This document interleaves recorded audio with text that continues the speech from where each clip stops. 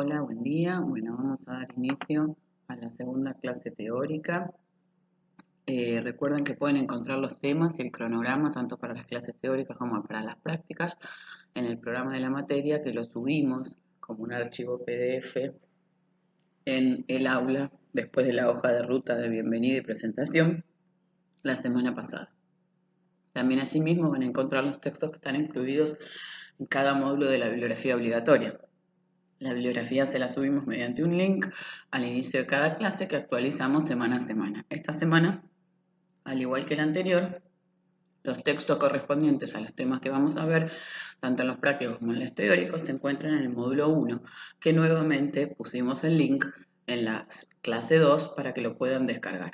Algunos de los capítulos y de los textos que están incluidos en este módulo los vimos la semana pasada y otros los vamos a ver esta semana.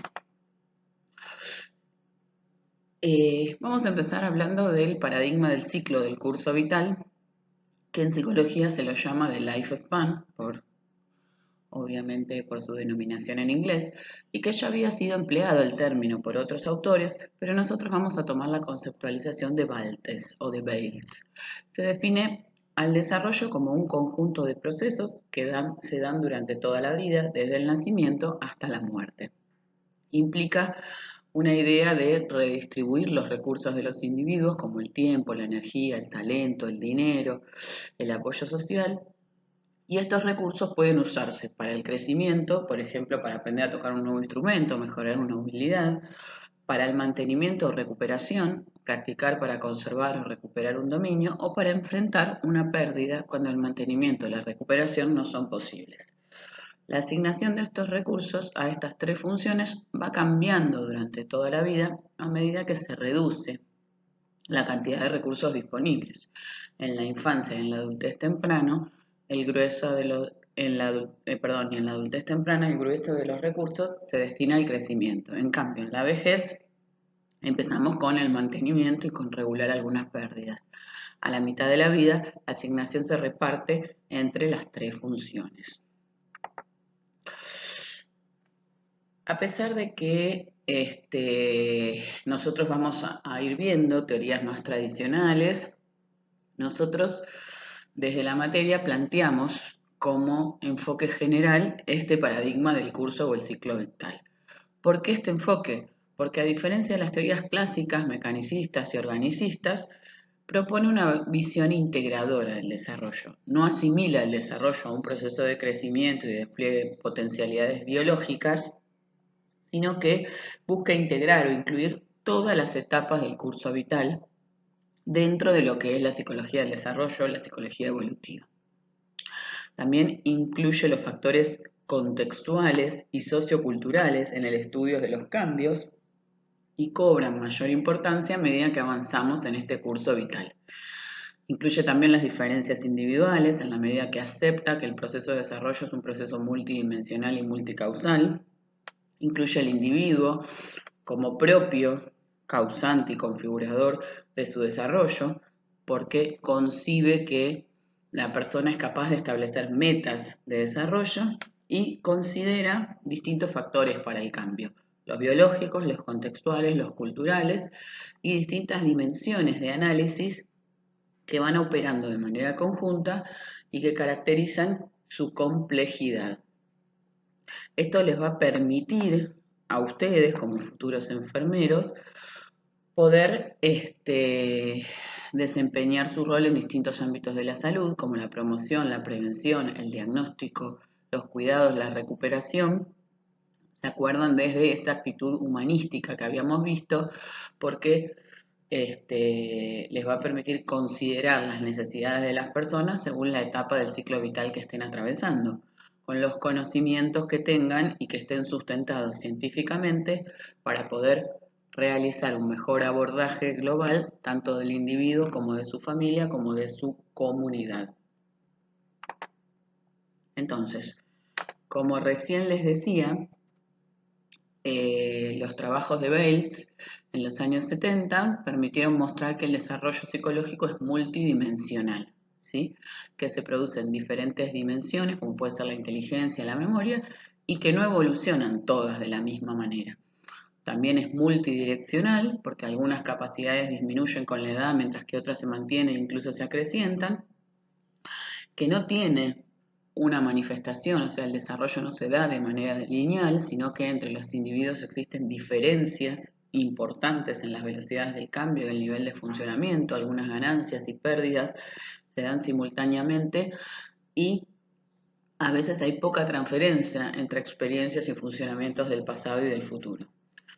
Por eso se entiende que el desarrollo es plástico, que muchas capacidades como la memoria, la fuerza, las resistencias mejoran de manera notable con el entrenamiento y la práctica e incluso a edades avanzadas. Sin embargo, aún en los niños esta plasticidad también tiene algún límite, ¿no? Porque depende de las influencias que se vayan ejerciendo sobre el desarrollo. Una de las tareas de la investigación del desarrollo es descubrir en qué medida clases particulares del desarrollo se modifican a diversas edades. El paradigma del curso vital propone tanto comprender como explicar el desarrollo de las vidas humanas teniendo en cuenta como el punto de intersección entre tres temporalidades: el tiempo biológico, el tiempo de la historia y la historicidad del sujeto.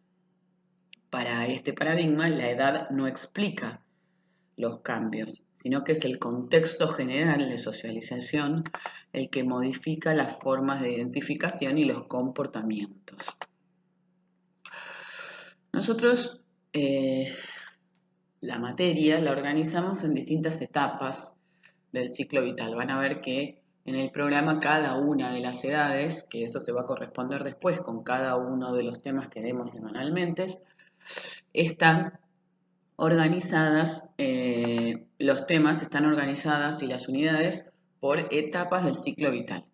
Esta división en etapas es arbitraria, es un constructo social y nosotros tomamos la división que utilizan en su libro los autores Papalia, Old-Feldman, el libro del desarrollo humano, que ya vimos 2 capítulos y que vamos a seguir viendo otros capítulos. Y vamos a estudiar los cambios que se producen en cada una de estas etapas en diferentes ámbitos, en el físico, en el cognitivo y en el psicosocial, que se los expliqué la clase anterior, ¿sí?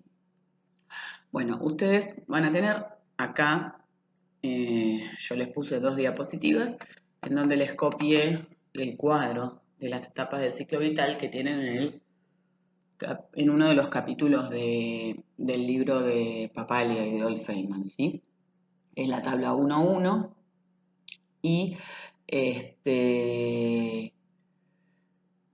que esta división también es un poco arbitraria en el sentido de que no se puede decir hoy me encuentro en la niñez temprana y mañana estoy en la niñez tardía, ¿sí? Es una manera también de facilitar y hacer más didáctico el aprendizaje, ¿sí?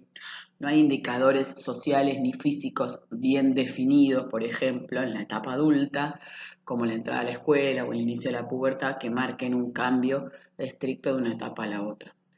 Y también hay que tener en cuenta las diferencias individuales, ¿sí? Porque depende de cómo cada uno enfrente los sucesos y los problemas característicos de cada etapa, pero sí es verdad que hay ciertas necesidades básicas del desarrollo y ciertas tareas que se deben dominar que corresponden con cada una de las etapas y que eso es lo que se consideraría el desarrollo normal. Por ejemplo, un recién nacido depende de que los adultos satisfagan sus necesidades básicas de alimentación, de vestimenta, de abrigo, así como de contacto humano y de afectos. Los bebés establecen apegos con sus padres y con quienes los cuidan, y estos también se sienten apegados a los bebés, cuando aprenden a hablar, a caminar y son niños pequeños. Aunque tienen más confianza y de a poco van afirmando su autonomía, todavía necesitan que sus padres o quienes los cuidan les brinden un ambiente seguro. A medida que va mejorando el control del comportamiento, paulatinamente los padres o quienes cumplen esa función durante la niñez media van quedando como relegados en algunas de sus funciones y empieza a tener una mayor preponderancia, por ejemplo, el grupo de amigos, ¿sí? Una importante tarea del desarrollo en la adolescencia, fundamental, es la búsqueda de la identidad personal, sexual y ocupacional. A medida que los adolescentes van madurando, a veces tienen que enfrentarse con necesidades y emociones contradictorias cuando están en esa etapa que quieren abandonar la casa familiar para llevar una vida independiente, ocupar un trabajo y hacer su propia familia, ¿sí? Entonces, miren con más detenimiento los cuadros, las tablas y después también pueden ir releyéndolos a medida que nosotros en las clases vayamos avanzando en estas etapas y que vamos a ir viendo cuáles son las tareas y las características particulares de cada uno de estos periodos, ¿sí? Ahora vamos a ver con más detalles algunos de los modelos tradicionales del desarrollo, es decir, más antiguos que el modelo del curso o del ciclo vital que recién les expliqué, que es el que está vigente en la actualidad. Pero estos modelos tradicionales no podemos dejar de verlos porque son en los que se sustentan la psicología, que han dado origen a la psicología del desarrollo y que también han representado un gran avance y han dado lugar a muchas investigaciones, ¿sí? Algunos yo ya los mencioné y los expliqué brevemente en la clase teórica de la semana pasada. Y como les decía, y también se los van a mencionar las chicas en las clases prácticas, estos modelos pueden dividirse en dos grandes clases. Los modelos mecanicistas, que consideran el desarrollo como una serie de respuestas predecibles a los estímulos, y los modelos organicistas, que consideran que el desarrollo humano es iniciado internamente por nosotros, por un organismo activo, ¿sí? Que también se lo llama maduracionista o biologicista, y que también plantean estos modelos organicistas que los cambios se producen en una secuencia de etapas diferenciables. Plantean que las influencias ambientales no causan el desarrollo, aunque sí lo pueden acelerar o retardar, ¿sí? Ahora vamos a pasar a explicar algunos de las teorías o paradigmas que se encuentran dentro de estos modelos. Vamos a empezar por una de las teorías más conocidas y más importantes dentro de la psicología del desarrollo, que es la teoría de Jean Piaget, ¿sí? Su teoría se conoce como la teoría psicogenética o la epistemología genética y, como ya les dije la semana pasada, se trata de una teoría que se puede enmarcar en la postura o el enfoque organicista y también se lo considera constructivista por su concepción que tiene del desarrollo, ¿sí? Les puse una breve biografía de datos de Piaget. Fíjense que en el capítulo de Villar tienen un desarrollo más completo, ¿sí? De la biografía de Piaget y de los temas que yo les voy a mencionar ahora, ¿sí? Para quienes no lo conocen, nació en Suiza, fue un niño prodigio, a muy temprana edad publicó un trabajo en el área de la biología, carrera que después estudió en la universidad en la que también se doctoró. Luego se trasladó a Francia y empezó a trabajar en un laboratorio de psicología experimental, donde Binet, uno de los primeros psicólogos que desarrolló un instrumento o un test para medir inteligencia, que trabajaba con otro psicólogo, Simon, para validar una escala de inteligencia infantil, y así empezó el acercamiento de Piaget a la psicología. Piaget no era psicólogo, ¿sí? Era biólogo y epistemólogo, ¿sí? ¿Cómo fue este acercamiento a la psicología de Piaget? Bueno, cuando observaba el rendimiento de estos niños mientras realizaban estos test de inteligencia en el laboratorio de Binet y Simon, a Piaget no le interesaba tanto las respuestas finales que daban los niños, sino las formas que utilizaban para razonar ante los problemas que se le planteaban en estas pruebas y más que nada quería tratar de entender los errores que cometían en sus respuestas, es decir, la lógica que seguían para responder. Esto le permitió a Piaget crear el método clínico crítico, que luego va a utilizar en sus experimentos para indagar los avances de los conocimientos en los niños, que ahora después les voy a explicar. ¿Cuál era el objeto de estudio de la teoría de Piaget? ¿Sí? Se trató de un objeto de estudio de tipo epistemológico, ya que buscó unir el problema del conocimiento con el de la organización biológica, ¿sí? Y quería estudiarlo de manera experimental. Entonces, Su objeto de estudio no era qué es el conocimiento, ¿sí? Sino que él trató de reformular este problema y para estudiarlo de manera experimental y no especulativa, como hacía la epistemología, es decir, la filosofía, por eso recurrió a la psicología, ¿sí? Entonces, su objeto de estudio no era qué es el conocimiento como conocemos, sino que se preguntó cómo pasa un sujeto de un estado de menor conocimiento a otro de mayor conocimiento, ¿sí? Y utilizó un método para poder verificarlo, que es el método experimental, como el que usa la psicología, que él conoció a partir del laboratorio, del estudio de su trabajo en el laboratorio de Binet en Francia.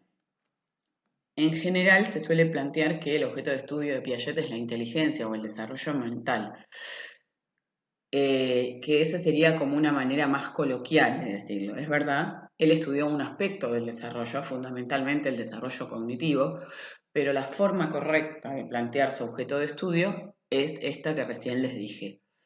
Cómo se pasa un sujeto de un estado de menor conocimiento a otro de mayor conocimiento y él lo estudió en la etapa que va desde el nacimiento hasta la adolescencia. ¿Sí?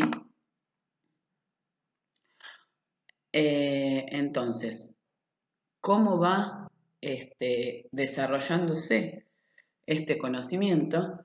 Para Piaget el conocimiento se desarrolla de manera progresiva, en un proceso en el cual el niño, que es el sujeto del conocimiento, perdón, interactúa con el ambiente, que es el objeto del conocimiento. Ustedes tienen en la diapositiva una viñeta que pueden ver un experimento de conservación de cantidad, en el que se le plantea un supuesto experimentador, le plantea a un niño un experimento de ¿qué hay? ¿Más flores rojas o flores? ¿Se acuerdan que la semana pasada yo les incluí un videíto en el teórico para también sobre una mamá que hacía uno de los experimentos de Piaget de conservación y de clasificación, ¿sí? De seriación, que era semejante a este, ¿sí?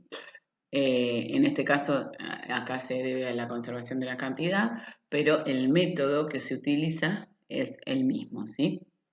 Según la respuesta que dé este niño, es el grado de avance que el niño tiene en sus conocimientos sobre un aspecto de la realidad y que se van logrando progresivamente. Como les decía hace un ratito, para Piaget el desarrollo se va dando en etapas que son cualitativamente diferentes, ¿sí? Bueno, Piaget planteó en su teoría que hay distintos factores que influyen en el desarrollo mental o en la inteligencia, cada uno de los cuales son necesarios pero insuficientes por sí mismos para explicar el desarrollo, es decir, se van a complementar. Algunos de ellos son factores innatos. ¿Sí? Recuerden que Piaget era biólogo, entonces tenía su teoría una impronta biologicista, ¿sí? U organicista, como les dije hace un ratito. ¿Cuáles son estos factores innatos? Los reflejos, como el de succión, el de prensión, ¿sí? Lo que él llamó las invariantes funcionales y el mecanismo de equilibración, que ahora después les voy a pasar a explicar. Y también, además de la maduración y de los factores innatos, otros factores que juegan un papel muy importante en este desarrollo son el ejercicio funcional y la experiencia adquirida a partir de la acción sobre los objetos. ¿Sí? También Piaget incluyó como uno de los factores que influyen en el desarrollo mental a la socialización o las interacciones sociales, ¿sí? Que el sujeto social se va estructurando también a medida que va interactuando con los demás, pero que el mismo sujeto, la misma persona también contribuye, ¿sí? Y en este aspecto social, Piaget plantea que el niño va desde el egocentrismo inicial hacia lo que él llamó la descentración, o sea, la verdadera cooperación, ¿sí? La construcción progresiva entre este sujeto de conocimiento y el objeto del conocimiento se da a partir del mecanismo interno, que también es innato, que es la autorregulación, ¿sí? La autorregulación va a volver y a hacer una tendencia siempre a volver a la equilibración, ¿sí? También Piaget incluyó los factores afectivos y motivacionales como inseparables de los cognitivos, pero él no los ha estudiado de manera particular, ¿sí? Bueno, les voy a explicar brevemente algunos de los conceptos fundamentales de la teoría de Piaget, pero quédense tranquilos que son conceptos complejos y que los van a entender mejor a medida que vayamos viendo en las próximas clases los distintos estadios o etapas del desarrollo mental que planteaba Piaget, que vayamos viendo ejemplos y que ustedes vayan leyendo y entendiendo cada vez un poquito mejor la teoría de Piaget, ¿sí? Uno de los conceptos fundamentales para Piaget es el concepto de esquema, ¿sí? Los esquemas son un conjunto de acciones sistemáticas, regulares y que tienen una organización interna, es decir, son organizados y funcionan como un todo, una estructura, ¿sí? Se van a adaptar y se van a modificar en función de la situación y el objeto al que se apliquen. Estos esquemas se van a construir progresivamente a partir del ejercicio, es decir, a partir de su uso, ¿sí? Y van a surgir de perfeccionar los reflejos con los que nacemos, ¿sí? Van a ver que el primer subestadio a partir del nacimiento es el estadio de los reflejos, ¿sí? Cuando a partir de la ejercitación estos reflejos se van a ir perfeccionando de la experiencia, de la interacción con el mundo, se van a transformar en esquemas, ¿sí?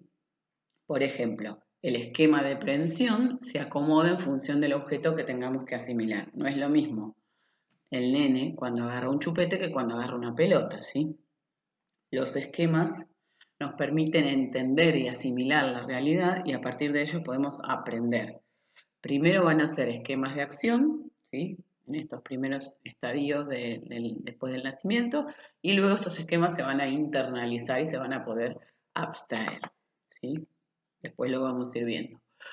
Otro de los conceptos fundamentales es el concepto de acción. Para Piaget es lo que permite que se dé el conocimiento, es decir, lo precede, ¿sí? La acción es anterior al conocimiento, el conocimiento depende de la acción, ¿sí? Conocemos los objetos a partir de la acción sobre ellos, tocándolos, chupándolos, agarrándolos, ¿sí? Para Piaget, ni el sujeto que conoce ni el objeto del conocimiento están dados o existen de antemano, sino que se van a construir a partir de su interacción. Por eso a esta teoría se la conoce como constructivista o como dialéctica, ¿sí? Todo lo que sucede en los bebés desde que nacen en el plano de la acción, cuando son niños más grandes, estos conocimientos se van a internalizar, ¿sí?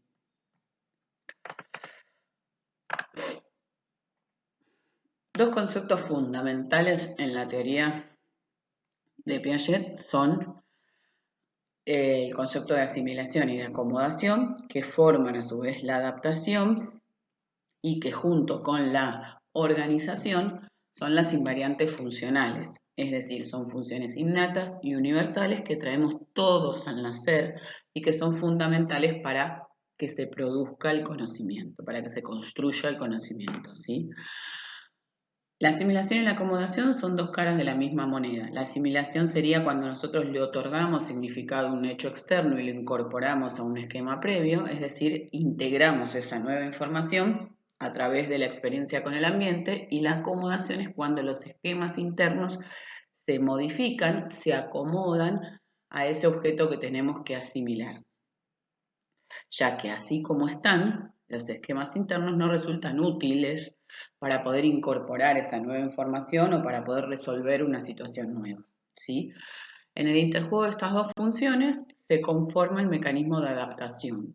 La adaptación para Piaget siempre es una adaptación activa, ¿sí? Recuerden que para Piaget el desarrollo está impulsado internamente y tenemos un rol activo, ¿sí? Los seres humanos, para conocer y para avanzar y progresar en el desarrollo, ¿sí? Bueno, cuando se habla de asimilación, en realidad hay que decir que Piaget planteaba que existen diferentes tipos de asimilación, ¿sí? Generalizadora, recognitiva, reproductiva, ¿sí? Todas hacen referencia al proceso por el cual ya les expliqué recién, lo exterior se incorpora a nuestro mundo interno. Por ejemplo, un niño ve por primera vez una cebra y dice erróneamente, lo señala y dice caballo, ya que el caballo le resulta más familiar en base a sus experiencias previas. Otro ejemplo, un bebé ve por primera vez una mamadera y de inmediato intenta chuparlo o succionarlo, ya que la experiencia previa con el pezón materno lo ha preparado para relacionarse con casi todos los objetos de esa manera, ¿sí? Aplicando el reflejo de succión. Un ejemplo de acomodación podría ser, por ejemplo, en el caso del bebé que toma por primera vez la mamadera y que aprende a sostenerla solo con sus manos para poder tomar mejor, cosa que no tenía que hacer con el pecho materno. Y así aprende a diferenciar y acomodarse a objetos similares. ¿Sí? Otro de los conceptos que les decía que es fundamental en la teoría de Piaget es el concepto de equilibración, ¿sí? Ya que es el mecanismo que también va a permitir que avance el conocimiento. El conocimiento se construye a partir de la interacción entre el sujeto y el objeto.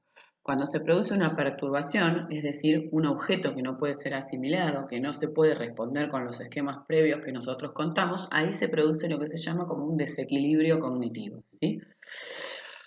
Y como todos tenemos esta tendencia innata, que es la tendencia a la autorregulación, para buscar un nuevo equilibrio, ninguno va a ser igual al anterior, siempre será superador o como lo llama Piaget, se trata de una equilibración mayorante, ¿sí? Entonces, cuando se produce este desequilibrio o esta perturbación, ahí enseguida se ponen en marcha los mecanismos de autorregulación para compensar esta perturbación y lograr una nueva equilibración, o sea, una reequilibración que va a producir una nueva estructura, un esquema de conocimiento que sea más amplio, más ajustado a la realidad, ¿sí? Siempre que hablamos de equilibrio en esta teoría, hablamos de equilibrio o desequilibrio cognitivo, ¿sí? En el plano de los aprendizajes o los conocimientos. Estas perturbaciones o desequilibrios son entre nuestros esquemas previos y una situación nueva a la que no podemos responder. Y eso, este mecanismo de perturbación, de desequilibrios y equilibrios constantes, es lo que permite que el conocimiento avance, ¿sí? Ahora vamos a pasar a hablar de uno de los aspectos más conocidos de la teoría de Piaget, que son los estadios o las etapas del desarrollo mental, ¿sí? Para entender cómo se avanza de un grado de menor conocimiento a otro de mayor conocimiento, Piaget dividió el proceso del desarrollo mental, también se lo llama a veces de la inteligencia, en estadios o etapas, en donde se van construyendo gradualmente estructuras sucesivas, donde cada una de ellas prolonga la precedente y la sobrepasa, integrándola a la anterior. Por ejemplo, la construcción de esquemas sensorio-motrices, que es el primero de los estadios de Piaget, prolonga y sobrepasa las estructuras orgánicas e innatas provenientes de la etapa embrional, que son fundamentalmente los reflejos, ¿sí? Luego, la construcción de las relaciones semióticas o simbólicas, las operaciones concretas, permiten el pensamiento, es decir, la reversibilidad, la interiorización de esos esquemas que antes estaban en el plano de la acción, y las conexiones interindividuales y las representaciones permiten el paso a la construcción de operaciones lógico-formales que se dan al final de la adolescencia. Los estadios o las etapas tienen algunas características, como que siempre tienen un orden de sucesión constante, es decir, pueden variar las edades de adquisición de alguna estructura, darse retrocesos o aceleraciones, pero el orden de aparición siempre va a ser constante, ¿sí? Por ejemplo, no pueden aparecer las operaciones si antes no se dieron las estructuras sensoriomotrices, ¿sí? O no pueden aparecer las operaciones lógico-formales si antes no aparecieron las operaciones concretas y si antes no se dio la aparición de la estructura de la función simbólica, ¿sí? Entonces, cada estadio se va a caracterizar por una estructura de conjunto organizada en función de la cual se van a explicar las conductas particulares de ese momento. Estas estructuras de conjunto son integrativas, no se sustituyen unas a otras, y lo que sucede es que esquemas que hasta ese momento eran independientes se reúnen en un único esquema y dan lugar a una nueva estructura. Por ejemplo, hacia el final del periodo sensorio-motriz, la estructura que caracteriza y que implica la transición al periodo siguiente, que caracteriza este periodo sensorio-motriz, es el grupo práctico de desplazamientos, en donde los esquemas de tiempo, de espacio, de causalidad, que hasta ese momento eran independientes, forman parte de esta gran estructura que es el grupo práctico del desplazamientos. ¿Sí?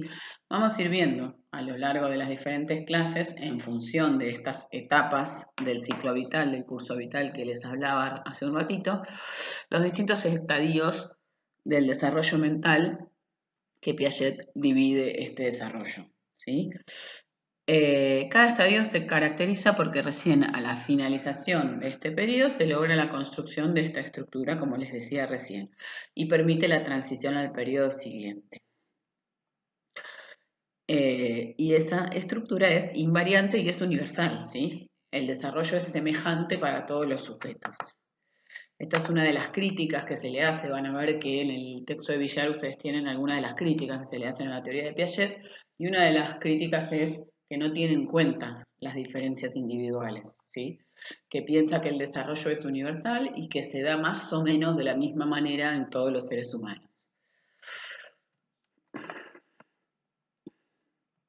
Bueno, ahora vamos a cambiar de teoría y vamos a ver otro de los paradigmas clásicos en el estudio del desarrollo, que es la postura o el paradigma psicoanalítico, ¿sí? Recuerdan que el psicoanálisis fue creado por Sigmund Freud, que ya lo vimos en Psicología General, pero ahora vamos a ver lo que tiene que ver con los aspectos de la teoría psicoanalítica vinculados al desarrollo, ¿sí? Freud pensaba que los primeros años de vida eran una etapa crucial para el desarrollo de la personalidad. Él creó lo que se conoció como la teoría del desarrollo psicosexual en los años 50, 60, y según su planteo, este desarrollo se daba en 5 fases de maduración desde el nacimiento hasta la adolescencia. Y estas fases son la fase oral, la fase anal, la fase fálica, la latencia y la genital. Afirmaba que si los niños reciben muy poca o demasiada gratificación en cualquiera de estas etapas, corren el riesgo de sufrir una fijación, que sería una detención en el desarrollo que puede manifestarse en la personalidad del adulto. ¿Sí? Cuando hablamos de desarrollo psicosexual, la sexualidad para Freud no era sinónimo de lo que es para nosotros la sexualidad adulta, ¿sí? La sexualidad adulta para él se correspondía con esta última etapa, con la etapa genital, ¿sí? En donde el fin de la sexualidad es la reproducción o la búsqueda de un otro para reproducirse, ¿sí? Que esto sucedía después de la adolescencia. Para Freud, nosotros somos seres sexuales desde que nacemos. Tenemos una energía sexual que buscamos satisfacer en distintas actividades, como por ejemplo puede ser el estudio, como por ejemplo puede ser la succión del pecho, como por ejemplo puede ser el placer que nos causa el hacer caca, ¿sí? Tengan en cuenta que la sexualidad no es sinónimo de genitalidad para Freud. Entonces, los bebés cuyas necesidades no quedaron satisfechas durante esta primera etapa oral, cuando la alimentación es la principal fuente de placer, al crecerse, por ejemplo, se podrían morder las uñas, fumar, tener una personalidad hipercrítica, ¿sí? En cambio, una persona en la que en la niñez padeció un control de esfínteres demasiado riguroso podría fijarse en esta etapa anal, en la cual la principal fuente de placer está dada por el movimiento de los intestinos, ¿sí? Entonces este niño podría convertirse en una persona obsesivamente limpia, estaría siendo una personalidad muy, muy rígida, con rutinas muy establecidas, ¿sí? Freud fue muy novedoso para proponer esta teoría en su época, ya que hizo notar la importancia que tienen las ideas, los sentimientos, los deseos inconscientes y la función que tienen las experiencias infantiles en la formación de la personalidad. Recuerdan que Freud planteaba que nuestra personalidad se va formando en función de esos deseos inconscientes reprimidos que tratan de salir a la luz, ¿sí? Freud dejó una marca muy importante en la psicología con su psicoanálisis, y si bien esta teoría del psicoanalítica no estuvo exenta de críticas, sigue muy vigente en algunos países como el nuestro, sobre todo en lo que es el ámbito clínico o en el uso en la psicoterapia, ¿sí? Que era principalmente a lo que se dedicó Freud. Freud no se dedicó a hacer investigaciones, sino que se dedicó a desarrollar su teoría a partir del trabajo con pacientes en un consultorio, ¿sí? Otra teoría del desarrollo que fue relevante dentro del paradigma psicoanalítico fue la teoría de Erickson, ¿sí? Erickson era un médico que realizó un aporte y creó lo que se conoce como el término de crisis de identidad. Propuso lo que es la teoría del desarrollo psicosocial en diferentes etapas, donde cada una conlleva una crisis de personalidad que involucra un desafío desde lo psicosocial muy importante en ese momento de la vida y que no dejará de serlo en alguna medida durante el resto de ella. Estas crisis se suceden según tiempos de maduración y deben resolverse satisfactoriamente para que se desarrolle un yo sano. Cada etapa requiere que se equilibren una tendencia positiva y una negativa que se corresponden. La tendencia positiva debe predominar, pero también en algún grado se necesita de la negativa. Por ejemplo, el tema crítico de la infancia temprana es la confianza versus la desconfianza básica. Los niños y las niñas tienen que confiar en el mundo y en sus habitantes, y sin embargo también necesitan una dosis de desconfianza para protegerse de los peligros. El resultado positivo de cada una de las etapas es el desarrollo de lo que él decía como una virtud particular. En este caso, la virtud de la niñez sería la esperanza, ¿sí? La solución de las crisis o de los conflictos posteriores dependen de la solución que se haya alcanzado en las etapas anteriores. Sí, esta teoría tuvo un auge importante porque resalta la importancia de las influencias sociales y culturales en el desarrollo, inclusive hasta después de la adolescencia, ¿sí? Bueno, ahora vamos a pasar a hablar de los métodos de estudios en la psicología del desarrollo, ¿sí? Para que un método de estudio se considere propio de la psicología del desarrollo, los objetivos de la investigación y las hipótesis que plantea ese investigador siempre deben hacer referencia al momento del desarrollo o a la etapa del ciclo vital que se va a estudiar. Al igual que para la psicología en general, estos métodos varían en función del marco del modelo teórico con el cual se está trabajando. Por ejemplo, un estudio en el marco de la teoría psicoanalítica es poco probable que utilice el método experimental. La mayoría de los métodos que les voy a plantear ahora ya los vimos en psicología general, pero acá vamos a introducir algunos métodos nuevos, como el que utilizaba Piaget para sus trabajos con niños y adolescentes, que es el método clínico crítico, y también la diferenciación entre utilizar una única medida de las variables en el tiempo, que sería un tipo de estudio transversal, o medir al mismo individuo o grupos de individuos en varios momentos a lo largo de los años para ver si se modificaron los resultados en la variable que estamos analizando. Por ejemplo, hago una medición hoy, dentro de un año y dentro de 5 años a los mismos sujetos, ¿sí? Cada uno de los métodos siempre recuerden que tienen ventajas y sesgos o desventajas, ¿sí? Bueno, el primer método de estudio es la observación, que puede ser participante o naturalista o artificial, ¿sí? Y que varía en función de si el observador interviene en el proceso de recolección de datos, por ejemplo, haciendo una pregunta o modificando algún elemento en la situación que está observando, o si se mantiene neutral, ¿sí? Otro método es la encuesta, que tiene la ventaja, se acuerdan, de que se podía obtener una gran cantidad de datos en poco tiempo y que inclusive ni siquiera había que realizarla de manera presencial, sino que se podía enviar, por ejemplo, por internet, por mail. Esta encuesta puede ser libre o puede ser más cerrada o dirigida según el tipo de preguntas y de respuestas que se espera obtener, y por eso es muy susceptible que puedan verse afectados sus resultados tanto por sesgos del investigador como de los participantes, ¿sí? Y acá vamos a ver el método clínico crítico, ¿sí? Es el método que diseñó y que utilizó Piaget. Es un método científico con el cual buscó responder a preguntas que la ciencia en ese momento no encontraba cómo hacerlo. ¿Se acuerdan que les dije?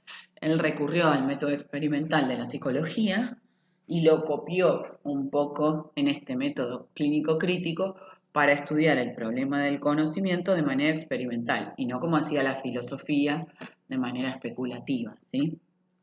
Las preguntas de Piaget eran epistemológicas, se preguntaba por este origen del conocimiento en los niños y cómo se va modificando a lo largo del desarrollo, y también se preguntaba cómo surgió el conocimiento en la historia de la humanidad, ¿sí? Entonces, se trataba de un método por el cual el investigador interactuaba con los niños y adolescentes para tratar de obtener la mayor información posible y se llamaba crítico no solo porque el psicólogo buscaba criticar e indagar en profundidad sus pensamientos y las creencias de los niños mediante las preguntas y repreguntas que hacía ante las respuestas de ellos, sino también porque desconfiaba de sí mismo, de sus propias conclusiones o de los juicios demasiado apresurados que pudiera sacar en base a las respuestas de los niños. No buscaba transmitir conocimientos o creencias del entrevistador, sino indagar lo que sabían o conocían los niños en ese momento, con respecto a un tema o un problema planteado, como el video que les mostré la semana pasada o el ejemplo de la viñeta que recién les hice sobre la cantidad eh, con respecto a la concepción de cantidad que tenían utilizando el ejemplo de las flores, ¿sí? Bueno, otro método que también se usa en psicología del desarrollo, tanto como en psicología en general, es el método experimental, que consiste básicamente en la manipulación de uno o más factores llamados variables independientes y dependientes, donde se busca establecer si existe o no una relación causal y explicativa entre ellas. Se va a variar y a manipular sistemáticamente la variable independiente y se va a observar los efectos que produce sobre la dependiente, ¿sí?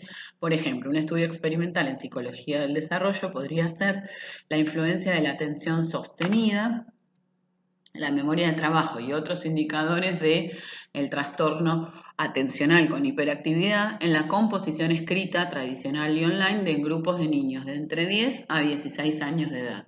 O sea, es un estudio experimental y a su vez transversal porque la toma de datos se realiza una única vez donde se compara a las variables atención sostenida, memoria de trabajo y cómo éstas influyen en los diferentes tipos de composición escrita, en la tradicional y en la online, en niños divididos según grupos de edad, de 10 a 12 años, de 12 a 14 años y de 14 a 16 años. ¿Sí? Bueno, y acá teníamos los estudios longitudinales o transversales, que como les dije son estrategias de recolección de datos más comunes para llevar adelante estudios del desarrollo. Los estudios transversales muestran semejanzas y diferencias entre grupos de edad medidos en un solo momento y los longitudinales revelan en qué cambian y en qué se mantienen constantes las personas a medida que envejecen. Los estudios longitudinales también pueden ser a su vez observacionales o experimentales, ¿sí? Según se dé o no esta manipulación de variables, según se quiera establecer alguna relación causal entre las variables o solamente observar y explorar lo que pasa en un tema determinado, ¿sí? Los estudios longitudinales son los más complicados de llevar a cabo porque se producen lo que se conoce como la muerte experimental, ¿sí? Acá en la diapositiva siguiente ustedes tienen un ejemplo que les puse sobre un estudio longitudinal. Entonces, el estudio se llamaba Desarrollo Cognitivo y Comunicación Intencional Preverbal, un estudio longitudinal multivariado, ¿sí? Ahí tienen la referencia de los autores, que son autores españoles, Sarria y Rivière. Tienen el objetivo, el tipo de diseño que se utilizó en el estudio, el procedimiento, los principales resultados del trabajo. En este estudio, la investigadora interactuaba mediante juegos y materiales potencialmente estimuladores de conductas comunicativas con niños que fueron evaluados varias veces. Los mismos niños se los evaluó cuando tenían 8, 10 y 12 meses de edad en las mismas variables. Esta investigadora definió y operacionalización lo que ella entendía por acto comunicativo intencional preverbal, que llamó ASI, ¿sí?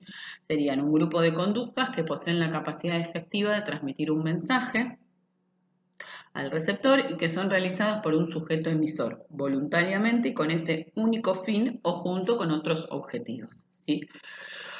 Los resultados que obtuvieron estos investigadores hicieron que fuera rechazada la hipótesis que se habían planteado inicialmente de que existía cierta interdependencia o vinculación entre las interacciones comunicativas y ciertas capacidades cognitivas sensorio-motrices. ¿Sí? Y por último, el estudio de casos también se utiliza en psicología del desarrollo, que hace referencia a un tipo de diseño de estudio en el cual en vez de tomar una muestra representativa de una población, se toma solo un caso, un grupo muy pequeño de casos para estudiar en profundidad alguna de las variables que nos interesan. Este método permite obtener muchos detalles que enriquecen el conocimiento con respecto a un sujeto concreto, pero es difícil que se puedan generalizar los resultados obtenidos al resto de la población o una muestra más grande, ¿sí? Bueno, muchas gracias. Recuerden hacer sus consultas y dudas en los chats semanales, por favor, vayan haciéndolas, pregunten, indaguen, díganos si hay algo que no entienden, ¿sí? Ya vemos que esta manera de dar clases es un poco más complicada al no vernos y al no poder tener la devolución permanente de ustedes, ¿sí? Pero estamos disponibles en todos los horarios de los chats, los docentes, para que nos puedan hacer todas las consultas. Y traten de hacerlo ahora y no cuando se acerque la fecha del parcial, porque no vamos a poder responder a todos en la última semana, ¿sí? Bueno, muchas gracias, nos vemos la semana que viene.